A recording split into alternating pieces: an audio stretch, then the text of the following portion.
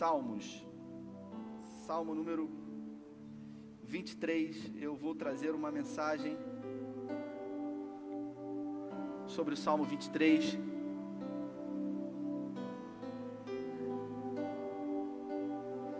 Nesse tempo que nós temos vivido, eu refletindo sobre as incertezas, as inquietações, os medos que nós temos vivido hoje, resolvi trazer uma palavra sobre o Salmo 23. Se você abriu, ou você vai poder acompanhar no telão, diz amém aí para eu saber que está com você aí a Bíblia aberta. Na minha tradução está dizendo assim: o Senhor é o meu pastor e nada me faltará. Deitar-me faz em verdes pastos, guia-me mansamente a águas tranquilas. Refrigera a minha alma, guia-me pelas veredas da justiça, por amor ao seu nome. Ainda que eu andasse pelo vale da sombra da morte, não temeria mal algum, porque tu estás comigo, a tua vara e o teu cajado me consolam. Preparas uma mesa perante mim, na presença dos meus inimigos. Unges a minha cabeça com óleo, e o meu cálice transborda. Certamente que a bondade e a misericórdia me seguirão todos os dias da minha vida, e habitarei na casa do Senhor por longos dias. Vamos orar. Pai, essa é a tua palavra e nós pedimos que em graça possamos receber a porção que o Senhor deseja para as nossas vidas, tanto quem está aqui de uma forma presencial, mas também aqueles que estão hoje nos assistindo de casa. Que o Senhor nos alcance e que essa palavra, ela nos motive, ela nos impulsione a conhecer e a viver debaixo das promessas desse salmo. É o que nós oramos e te agradecemos em nome de Jesus. Para você entender um pouquinho desse contexto do Salmo 23, foi Davi que escreveu. E Davi, ele, durante a sua infância e a sua adolescência, parte da sua juventude, ele era um pastor de ovelhas. O filho mais novo de Jessé, que habitava nas colinas de Belém, ele pastoreava as poucas ovelhas do seu pai.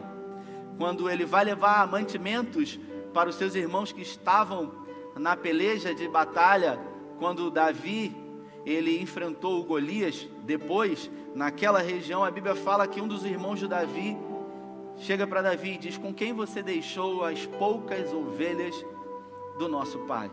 Isso nos dá a ideia de que Davi, ele pastoreava, e ele pastoreava poucas ovelhas do seu pai.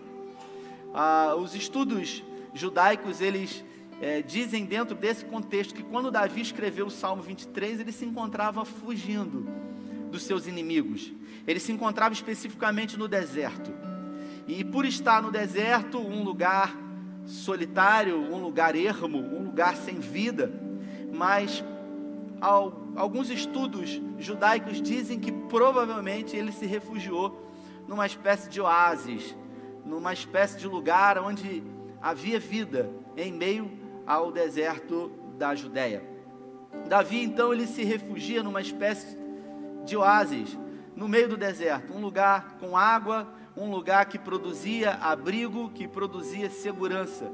E lá, estando seguro, estando alimentado e também sem sede, Davi, cercado pelos seus inimigos, Davi, ele resolve escrever o salmo mais conhecido. O Salmo 23 é o salmo mais conhecido, e muitos desses que conhecem o Salmo 23 podem até citá-lo de memória. Talvez muitos de vocês conheçam o Salmo 23 de memória. Mas o fato é que muitas pessoas conhecem o Salmo 23. Mas a verdade é que pouquíssimas pessoas conhecem o pastor do Salmo 23. E existe uma grande diferença, abaixa um pouquinho o retorno para mim, por favor. Existe uma grande diferença entre você conhecer o Salmo 23 do que propriamente você conhecer o pastor do Salmo 23. Porque o pastor do Salmo 23, conhecido de perto por Davi, fez com que Davi experimentasse de todas as promessas que ele declarou no Salmo 23. Você pode conhecer muito sobre alguém ou sobre alguma coisa, mas o fato de você saber, ou melhor, muito sobre alguém ou sobre alguma coisa, não quer dizer que você conheça. Por exemplo, nós hoje podemos dizer que somos especialistas em coronavírus, porque muito se lê, muito se fala, muito se ouve, e muito daquilo que a gente ouve não é propriamente real. Vivemos num tempo de fake news, então existem muitos especialistas hoje em nosso meio. Eles não foram formados em universidades, mas eles se dizem aptos a falar, é assim, é assado. Mas o fato de conhecer um pouco, ou melhor, de ouvir falar, não quer dizer que você conhece profundamente sobre algo. Davi, ele conhecia, e por conhecer o pastor do Salmo 23, ele faz algumas declarações nesse salmo. E o primeiro versículo diz: o Senhor é o meu pastor, nada me faltará. Em algumas traduções, como a do Eugene Peterson, da Bíblia Mensagem, ele diz: de nada terei falta. E é curioso porque Davi, ele começa a colocar essa observação dizendo que o Senhor, ele é o pastor dele. Davi não diz que o Senhor, ele será, ele não diz que o Senhor, ele foi, ele diz que o Senhor, ele é o pastor dele. E se você observar na apresentação do nosso Deus, diante das vezes que ele foi questionado sobre quem ele era, como Moisés, por exemplo, que se encontrava no deserto, quando ele é incumbido por Deus de voltar ao Egito e declarar a Faraó que liberasse o seu povo, Moisés, ele faz uma pergunta para Deus dizendo: se ele me perguntar quem me enviou, o que eu vou dizer? E aí Deus diz: diga que eu sou. Deus, ele é. E pelo fato de Deus ser, ele está além da compreensão humana. Uma das prerrogativas principais da existência de Deus é que jamais ele poderá ser compreendido na sua totalidade. Por isso Deus não existe. Houve um diálogo entre um teólogo e um ateu, e o ateu chegou para o teólogo e disse para ele: como você consegue reagir diante de um tempo onde se fala muito sobre ateísmo, e o que você, como um pastor, pode dizer sobre isso? Isso não causa desconforto para você? E o teólogo disse: não, nenhum desconforto, porque a verdade é que Deus não existe. O ateu, ele ficou muito curioso e até mesmo intrigado. Esse ateu é um dos principais filósofos hoje do Brasil, Luiz Felipe Pondé. E na conversa com esse teólogo, ele diz: me causa estranheza você, sendo um teólogo, dizer que Deus não existe. E o teólogo disse: Deus é para além da compreensão. Deus, ele não existe, ele é. Ele é para sempre. Ele é por toda a eternidade. Ele está além do tempo, do cronos, nesse tempo que mede minutos, segundos, que mede meses, dias, anos, essa questão estacional. E aí Davi, no Salmo 23, no primeiro versículo, ele declara a existência de Deus, dizendo que o Senhor é o seu pastor, por isso de nada ele terá falta. Mas o fato dele não ter falta de nada não quer dizer que as circunstâncias que ele estava vivendo eram circunstâncias difíceis. Porque se você ler os 6 versículos do Salmo 23, você vai perceber que o salmista, ele se encontra totalmente cansado. Ele se encontra exausto, ele se encontra perdido, ele se encontra em meio a perigos à sua volta. E aí a gente começa a compreender que a palavra de Davi, ela não é de acordo com as circunstâncias que ele estava vivendo, mas propriamente a confiança que ele tinha no pastor. Por quê? Porque ele havia sido um pastor, e ele sabia dos perigos que o pastor teria que livrar as ovelhas. A Bíblia fala que por muitas vezes, em alguns momentos, Davi, ele se colocou entre a morte para defender as poucas ovelhas do seu pai. Ele disse para Saul: certa vez uma ursa veio, e eu me coloquei entre ela e as ovelhas do meu pai, e eu matei uma ursa.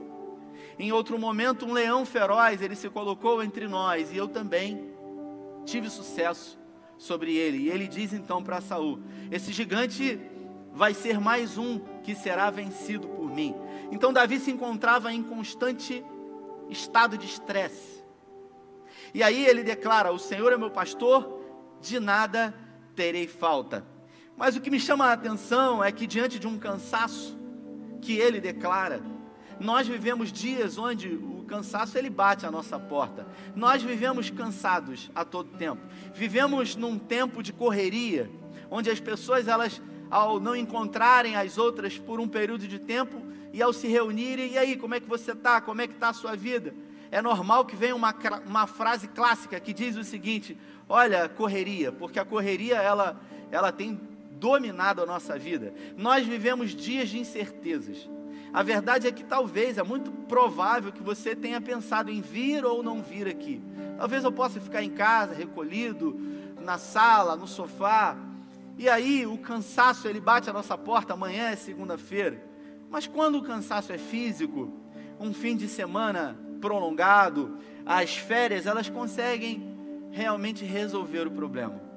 Mas o fato é que nesse tempo presente, muitas pessoas se encontram exaustas, mas não é fisicamente, e sim exaustas dos sentimentos e das emoções que acabam as sobrecarregando.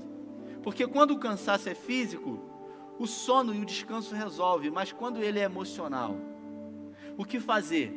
Quando as lutas elas parecem não ter fim, quando as guerras e as batalhas elas se levantam diante de nós e nós nos sentimos cada vez mais cansados. Você dorme cansado e você acorda mais cansado ainda.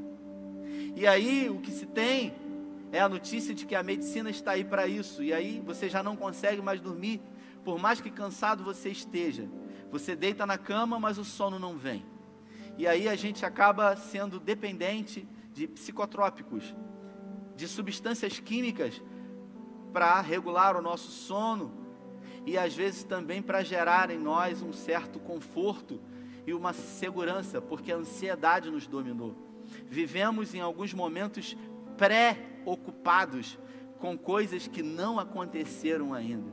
Você que está em casa, nos vendo e nos ouvindo, pode estar se identificando também com essa palavra. E a Bíblia fala que Davi, ele se encontrava cercado pelos seus inimigos, com medo da morte, com muitas incertezas, mas ele começa a declarar, a despeito do que ele estava sentindo e a despeito do que ele estava vendo, aquilo que ele tinha como certeza. Ele fala: deitar-me faz em verdes pastos, guia-me mansamente a águas tranquilas, refrigera minha alma e guia-me pelas veredas da justiça, por amor ao seu nome. O que me chama a atenção nessa colocação de Davi aqui é que nós vivemos num tempo hoje de um egoísmo total. Essa semana eu pude presenciar isso, quando as notícias, elas vieram à tona sobre essa calamidade que nós estamos passando, que é o vírus do coronavírus, o novo coronavírus. O egoísmo, nós somos egoístas por natureza. A verdade é que nós buscamos primeiro aquilo que é nosso, e depois aquilo que é para nós, e depois aquilo que é para os nossos. E aí somente depois disso a gente pode pensar na possibilidade do outro. Mas para mim, o coronavírus ele trouxe para nós uma mensagem subliminar, que ela precisa ser refletida. Porque durante essa semana, quando o governador, ele fez um decreto paralisando escolas, teatros, cinemas, shoppings, aglomerações, a primeira coisa que se instaurou foi um pânico, um medo. E as pessoas elas se dirigiram para lugares que vendem álcool, gel, substâncias que possam produzir asepsia em si. E foi muito curioso, porque as pessoas elas compravam caixas e mais caixas de álcool em gel, para que elas pudessem de alguma maneira se colocar de uma forma imune àquilo que estava sendo colocado.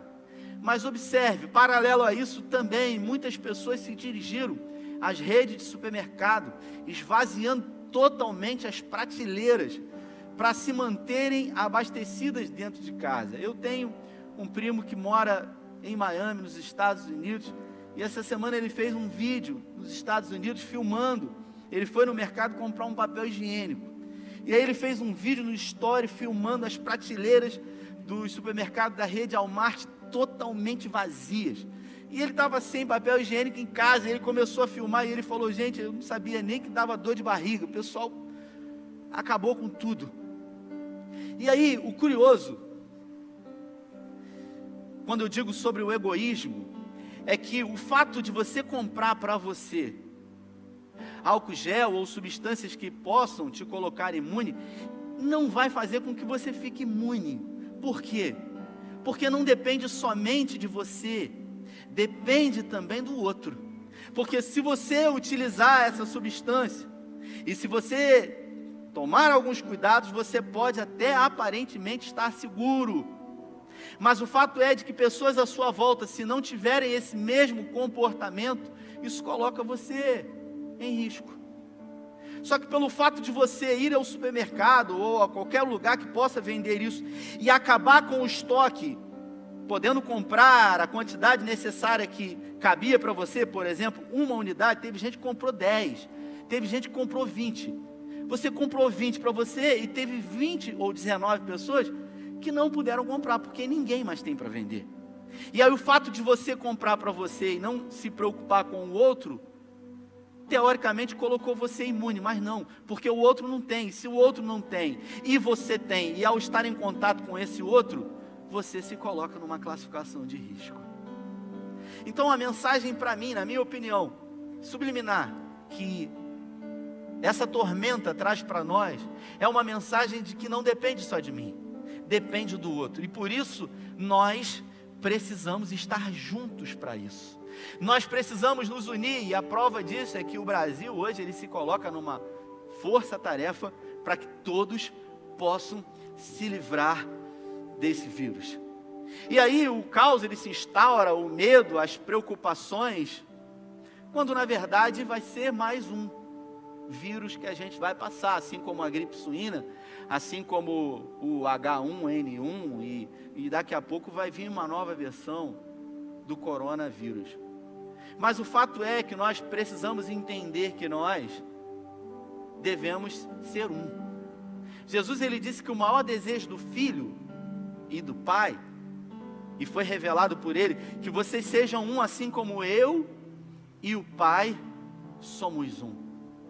Então para mim fica claro, muito claro, que nesse momento nós precisamos nos unir, mas não é propriamente nos unir enquanto família e enquanto indivíduos de uma comunidade específica, não.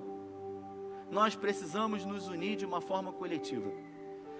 Recebi muitas mensagens nas mídias sociais e também pelo WhatsApp, perguntando se nós iríamos cancelar as nossas reuniões e principalmente também se iríamos cancelar o nosso restaurante Graça. Para você que vem aqui hoje pela primeira vez, nós temos um restaurante já há 6 anos em funcionamento aqui nas dependências da igreja, que funciona de segunda a sexta-feira. E nós alimentamos aqui uma média de 80, 100 pessoas em situação de rua todos os dias, isso há 6 anos. No ano passado nós servimos mais de 30 mil refeições. E muitas pessoas me mandaram mensagens, e às vezes algumas pessoas, eu até confesso publicamente aqui, foram deselegantes, foram, eu diria, até mal educadas, dizendo que nós teríamos que fechar o restaurante Graça, porque a gente precisa cooperar. Obviamente, se houver um decreto para que os restaurantes eles tenham que fechar, nós vamos obedecer. Mas olhando por um âmbito natural e não propriamente somente espiritual, esses irmãos que moram, que estão em situação de rua, eles têm uma condição imunológica muito, mas muito maior do que a minha e a sua, porque eles estão em contato direto, todos os dias, com todo tipo de coisas que você possa imaginar. E isso provavelmente faz deles alguém que tem uma capacidade imunológica muito acima da nossa, assim como os médicos que trabalham dentro dos hospitais, que acabam adquirindo essa condição. Então são pessoas que não se preocupam propriamente com o de comer, porque muitas dessas pessoas que almoçam aqui, elas só têm uma refeição naquele dia. E aí a pergunta que fica é: para nós em relação ao egoísmo. Porque se nós entendermos que aquilo que eu recebi, eu preciso passar adiante, tão importante quanto aquilo que eu tenho, é aquilo que o outro também deve ter. E Davi, ele declara que cercado de inimigos, de perigos, de eminente morte dele e daqueles que se encontravam com ele, ele fala o seguinte: refrigera a minha alma. Porque o salmista, ele diz que é no meio do caos que o Senhor, ele tem a capacidade de refrigerar a minha e a sua alma. O Matthew Henry, nos comentários da sua Bíblia, ele fala que o fato de refrigerar a alma quer dizer não propriamente aquilo que um ar-condicionado faz, mas propriamente você está do lado de fora, num lugar que está a 40 graus, você está suando, transpirando, mas dentro de você existe uma paz que excede todo o entendimento, que faz com que aquilo que está do lado de fora não faça com que aquilo que está do lado de dentro seja abalado. Eu quero declarar na sua vida que o pastor do Salmo 23, nessa noite, tem a capacidade, você que está aqui e você que está em casa, de refrigerar a sua alma. Que mesmo diante de incertezas, mesmo diante de notícias terríveis e assustadoras, que o seu interior ele se coloque inabalável.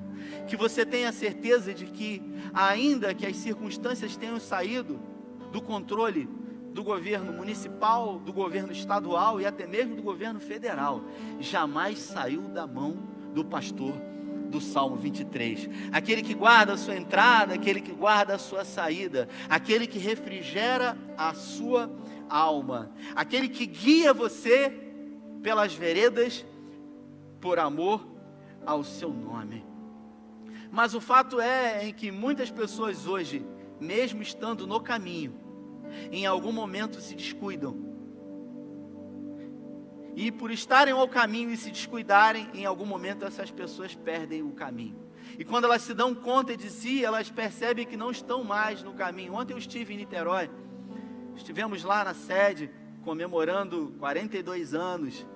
E eu peguei a Avenida Amaral Peixoto, e eu estava com os pastores daqui, e o pastor Weberson, e eu estava dirigindo o carro, e de repente tinha um ônibus do meu lado, eu estava dirigindo o carro no caminho, né, para Cabo Frio, para retorno, e de repente, de uma forma inesperada, o ônibus, ele atravessou na minha frente, ele queria cruzar, e eu não esperava que aquilo acontecesse, e para não acontecer um acidente mesmo, assim, foi um negócio muito feio. Para não acontecer um acidente, eu fui obrigado a sair da rota que eu estava. Eu fui obrigado a, de uma forma brusca, sair do caminho onde eu estava, e agora eu estava numa outra direção. E por um momento eu falei, caramba, todo mundo ficou muito assustado. Eu não freiei, não buzinei, não é o tipo de personalidade que eu tenho. Existem pessoas, eu sempre digo isso, que são pessoas doces, são pessoas amáveis, são pessoas meigas, mas quando senta no volante parece que uma entidade desce ali, manifesta alguma coisa. Por favor, não se manifeste agora, senão você vai se denunciar se você é assim. Mas o fato é, a minha esposa, ela não está aqui, eu posso falar, e eu peço que os irmãos, eles não compartilhem com ela. A minha esposa no trânsito, ela não tem muita paciência. Em alguns momentos, ela às vezes cruzou o meu braço, eu dirigindo, para querer buzinar para alguém que... Eu falei, minha filha, fique tranquila. Talvez essa pessoa não teve um dia muito bom, está socorrendo alguém que... E ela dizia para mim, você sempre tem uma desculpa para defender os outros. Deu uma fechada. Bom, ontem eu me encontrei num outro caminho, que não foi propriamente escolhido por mim. E quando eu me dei conta de mim mesmo, eu estava perdido. E eu falei para os irmãos, vamos pegar um outro caminho aqui. E é assim que às vezes acontece na nossa vida. Nós nos encontramos no caminho, e quando a gente percebe, a gente sai desse caminho. Acontece com a gente o que Paulo escreveu a Timóteo, no livro de 2 Timóteo, no capítulo 2, quando ele fala, lembra-te de Jesus Cristo, ressurreto dentre os mortos. Isso quer dizer que em algum momento a gente pode se esquecer de Jesus Cristo. Hebreus 3,19 diz: o Senhor é a minha força, torna os meus pés como o da corça, e me faz andar em lugares altos. No versículo 4 ele diz: ainda que eu ande pelo vale da sombra da morte, não temerei mal algum, porque tu estás comigo, a tua vara e o teu cajado me consolam. Eu adoro o versículo 4, porque o versículo 4, Davi diz que a humanidade dele não foi tirada. Davi aqui não diz que o fato de você ser uma ovelha, e de que Deus é o seu pastor, você não está imune às tribulações e às lutas desse tempo presente. O fato de você ser um evangélico, o fato de você ser um cristão, o fato de você ter um pastor que rege a sua vida, que direciona os seus passos, não faz de você alguém imunizado, inclusive, ao coronavírus, por exemplo. Mas a Bíblia fala que ainda que eu ande, isso quer dizer que eu posso andar. Em algum momento podem acontecer situações que fujam ao meu controle. Em algum momento pode acontecer algo que eu não espere e que eu não gostaria. E ele diz: mas tu estás comigo, a tua vara e o teu cajado me consolam. Observe que ele dá uma ênfase à palavra consola. Só precisa de consolo quem perdeu alguém ou algo que muito amava. Talvez em algum momento da sua vida você precisou de consolo. Talvez em algum momento da sua vida você precisou de afeto, de carinho, por se sentir sozinho, por situações à sua volta não fazerem até mesmo sentido diante da fé que você serve. Em alguns momentos as pessoas perguntarem para você: ué, mas você não é evangélico? Você não é crente? Por que isso está acontecendo na sua vida? Davi deixa claro que por sermos filhos do Senhor, ainda assim situações adversas podem vir até nós, mas ele fala: a tua vara e o teu cajado nos consolam. Ele sempre está no controle de todas as coisas. Por isso ele diz: pelo que não temerei. E o medo, sem sombra de dúvidas, ele é o nosso principal algoz. Tem gente que acha que o seu maior inimigo é o diabo, e eu quero dizer para você que o diabo não é o seu maior inimigo, porque o diabo, ele já foi vencido na cruz do Calvário, e a Bíblia fala que o final dele está em Apocalipse. Nós somos o nosso maior algoz, quando nos tornamos escravos do medo, de pensamentos, de sentimentos e de emoções. A psicologia, ela declara que pensamentos acelerados e uma ansiedade exacerbada, ela produz em nós efeitos psicossomáticos. O que é isso? São coisas que estão na nossa mente, no nosso soma, que estão no nosso psique, que alcançam o nosso soma, o nosso corpo. Então eu quero dizer para você, que ainda que você ande pelo vale da sombra da morte, como ele escreveu no outro Salmo 91, você não tem o que temer, porque se vier alguma coisa contra você, fugiu do seu controle, mas não fugiu do controle do pastor, que tem cuidado sobre a sua vida. E ele fala: pelo que não temerei, porque tu estás comigo. Observe, você pode passar pelo vale da sombra da morte, você pode passar por situações difíceis, de perdas, descontrole, mas ainda assim você não está sozinho. Deus está com você. Ele nunca nos deixa só. E ele diz: não temerei mal algum, porque tu estás comigo, a tua vara e o teu cajado me consolam. Preparas para mim uma mesa na presença dos meus inimigos, unge a minha cabeça com óleo e o meu cálice transborda. Escute isso, é o pastor que prepara a mesa. E a mesa, ela é sinônimo de alimento. A mesa é sinônimo de fartura. A mesa é sinônimo de provisão. E a Bíblia fala que o pastor, ele proporciona a mesa. Mas não é o proporcionar somente o necessário, a água e o pão. Davi, ele diz que o meu cálice transborda. Isso quer dizer que quando Deus, ele resolve fazer na minha e na sua vida, ele faz de uma forma exagerada. Ele faz de uma forma não convencional. Ele não dá a mim e a você somente aquilo que a gente precisa. Ele dá para mim e para você aquilo que o Eugene, aquilo que o Philip Yancey chama de exagero de Deus. O seu cálice, ele transborda. E ele faz isso na presença dos inimigos. E eu acho muito interessante porque o Matthew Henry, quando ele traz uma elucidação sobre esses fatos, ele diz: no céu não teremos inimigos. No céu vai haver paz, alegria, gozo e felicidade. Por isso, quando Davi diz que o pastor do Salmo 23 vai preparar diante dos inimigos uma mesa, ele está falando desse tempo presente.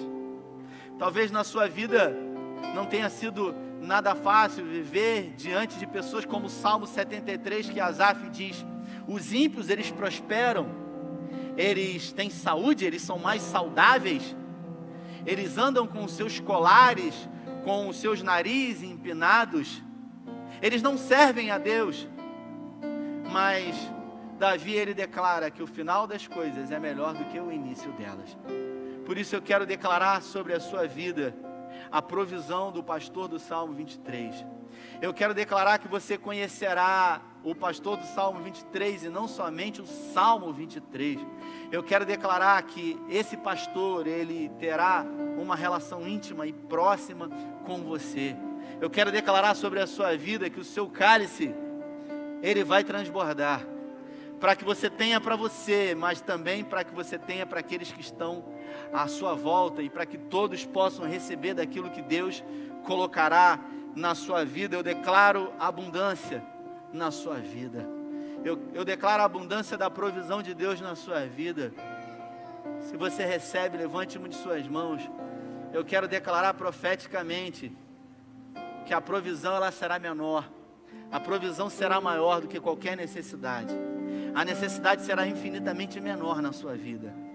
Deus vai surpreender você, porque Ele é o seu pastor e de nada você terá falta. Ainda que as notícias sejam contrárias, ainda que amanhã, aos olhos naturais, tudo pareça perdido, eu quero dizer para você que Deus, Ele não perdeu o controle de nada. Por isso, não condicione a sua vida a 4 ou 5 meses de uma epidemia chamada coronavírus. Olhe para trás, você já sobreviveu a muito mais coisa do que isso. Você é mais forte do que você imagina, e não vai ser diferente agora, porque Ele está contigo. A sua vara e o seu cajado te consolam. Davi, ele, no último versículo, ele fala: certamente que a bondade e a misericórdia me seguirão todos os dias da minha vida, e habitarei na casa do Senhor por longos dias. Eu gosto muito do versículo 6, porque ele diz: certamente que a bondade e a misericórdia me seguirão todos os dias da minha vida. Escute isso: nós só podemos dar aquilo que nós temos. É impossível que você possa dar a alguém aquilo que você não tem. Um exemplo: como é que é seu nome, querido? Isaac. Isaac. Caramba, é forte esse, hein? Eu perguntar para você agora, Isaac, eu estou precisando de R$50. Você tem agora aí no seu bolso? Não tem. Por isso é impossível que você me dê, uma vez que você não tem. Com isso, a gente só pode dar aquilo que a gente tem. E quando Davi fala: certamente que a bondade e a misericórdia do Senhor me seguirão todos os dias. Isso quer dizer que uma vez que ele recebeu, e que a bondade e a misericórdia do Senhor estão com ele todos os dias, ele começa a aprender a viver de uma forma melhor. O versículo 6, o autor do Salmo 23, Davi, declara para mim e para você que a caminhada existencial é uma caminhada de aprendizado. Que se agora eu recebi do Senhor bondade e misericórdia para mim, e se eu tenho, eu posso compartilhar com aquele que não tem. Por isso, diante de uma eminente crise, agora eu não penso somente em mim, porque a bondade é minha, e uma vez que eu a tenho para repartir com aquele que não tem, e por isso eu não penso somente em mim, eu penso também no meu próximo. Eu exerço a bondade e também a misericórdia. E ele diz: e habitarei na casa do Senhor por longos dias.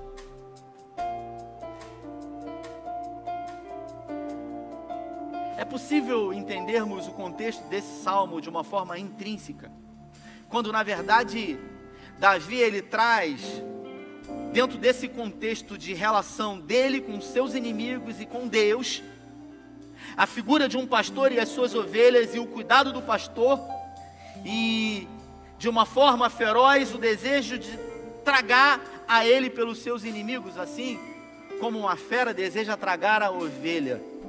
Mas Davi, ele se coloca numa posição de ser. Por isso, para conhecer o Salmo 23, eu e você precisamos nos condicionar a um momento não de ter, mas de ser. Nesse tempo presente, onde as pessoas elas vivem assombradas em ter. E no reino de Deus não importa o que tem. No reino de Deus importa quem você é.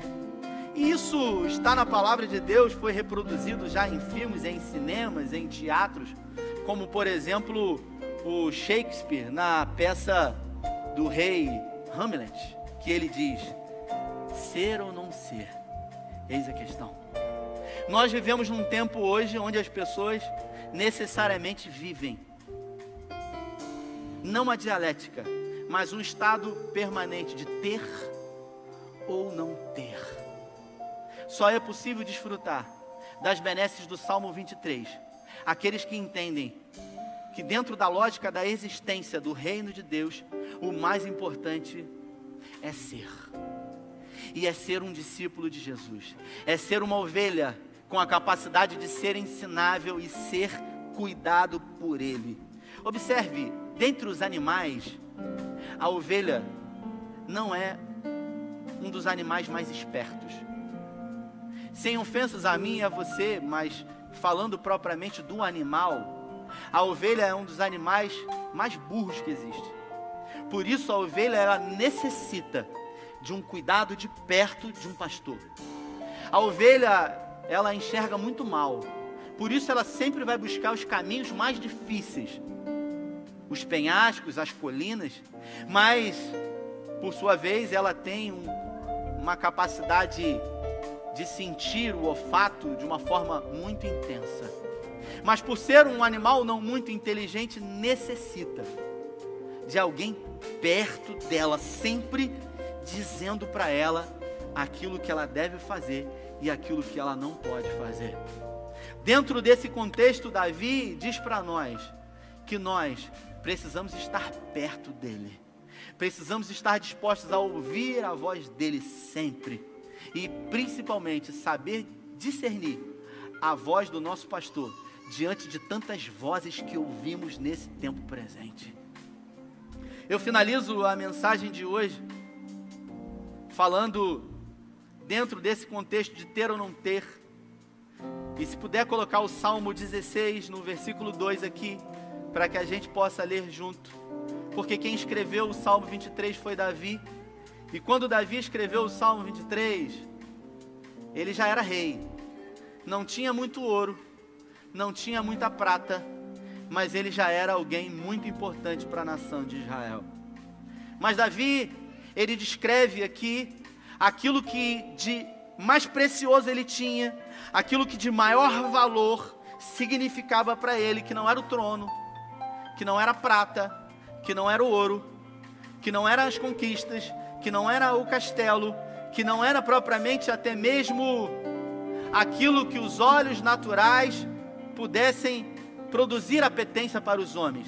Ele declara ao Senhor: Tu és o meu Senhor, e não tenho bem nenhum além de Ti. Em algumas outras traduções que dizem: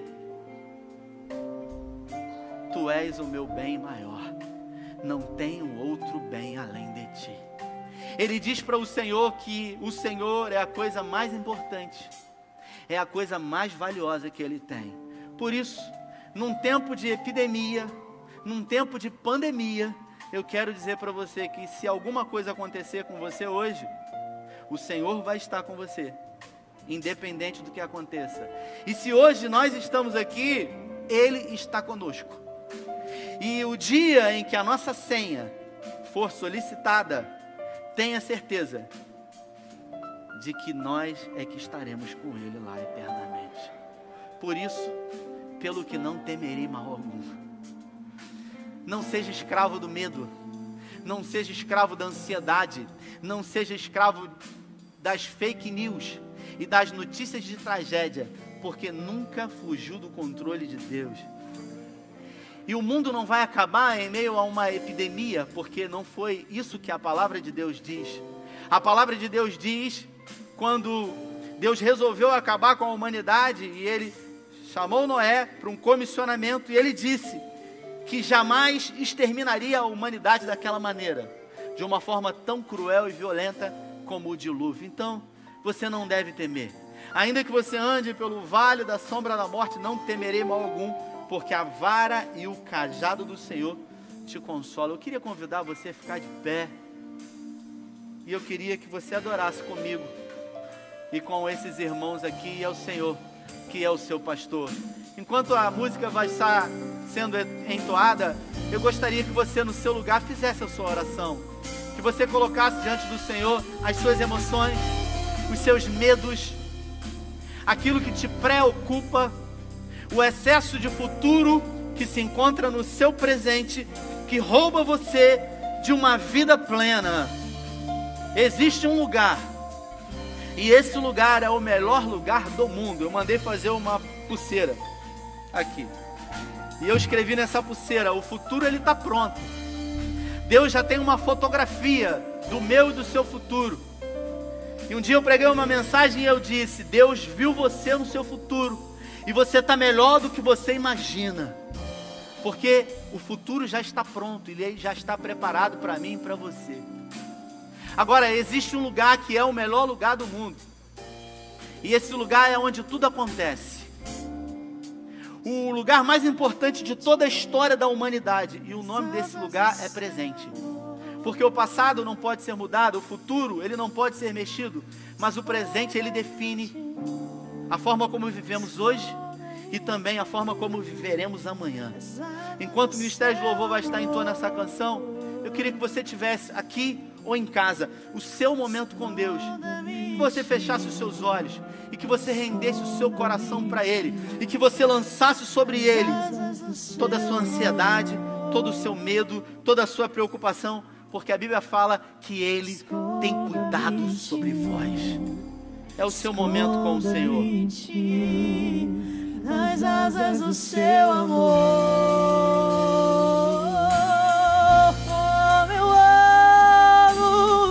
como eu amo seu nome. Tens o nome mais lindo que eu conheço. Como eu amo seu nome.